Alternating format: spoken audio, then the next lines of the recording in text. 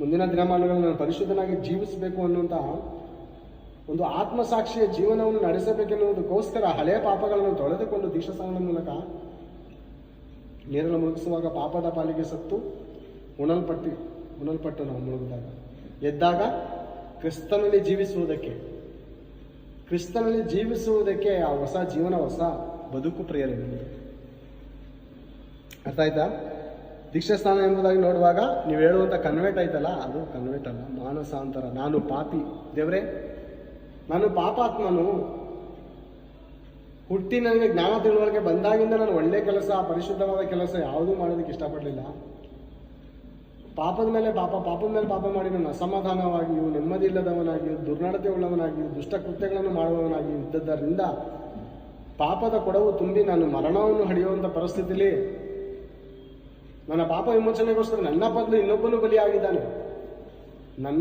ನನಗೆ ಬರಬೇಕಾದಂಥ ಶಿಕ್ಷೆಯನ್ನು ಮತ್ತೊಬ್ಬನು ಎತ್ಕೊಂಡಿದ್ದಾನೆ. ಪ್ರೇಮೆ ಮತ್ತೊಬ್ಬನು ಎತ್ಕೊಂಡಿದ್ದಾನೆ.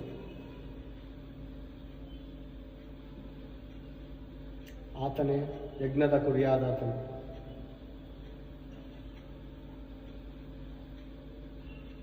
ಆತನು ನಮ್ಮ ಪಾಪವನ್ನು ಹೊತ್ಕೊಂಡು ನಮ್ಗೇನು ಮಾಡಿದ್ದಾನೆ? ಪರಿಶುದ್ಧನಾಗಿ ಮಾಡೋದಕ್ಕೆ ಈ ಲೋಕಕ್ಕೆ ಬಂದಂಥ ಮುಖ್ಯ ಉದ್ದೇಶ ಪ್ರೇರೆ ಆತನು ಬರುವಂಥದ್ದು.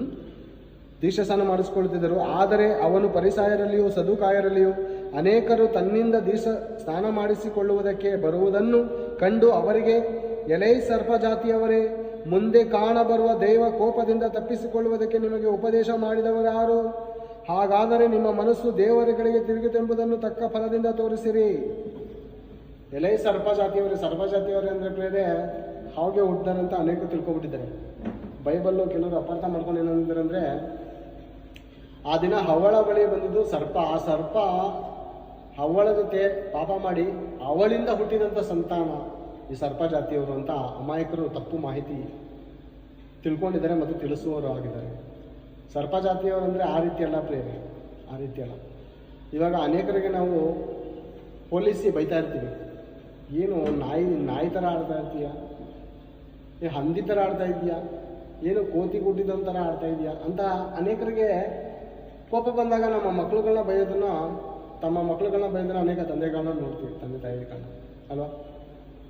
ಏನು ನೀನು ಹಿಂಗಾಡ್ತೀಯ ಅಲ್ವಾ? ಏನು ಒಂಥರ ಆಡ್ತಾ ಇದೆಯಾ, ನೀನು ಪ್ರಾಣಿ ಥರ ಆಡ್ತಾ ಇದೆಯಾ ಅಂತ ಹೋಲಿಸಿ ವರ್ಣಿಸಿ, ಅಂದರೆ ಆ ಪ್ರಾಣಿಲಿರುವಂಥ ಸ್ವಭಾವ ಇವರಲ್ಲಿ ಇರೋದ್ರಿಂದ ವರ್ಣಿಸಿ ಹೋಲಿಸಿ ಬೈಯೋದನ್ನು ನಾವು ನೋಡಿದ್ದೇವೆ. ಈಗ ಇವ್ರಿಗೆ ಸರ್ಪ ಜಾತಿಯವರು ಅಂತ ಹೇಳ್ತಾನೆ ಅಂತಂದರೆ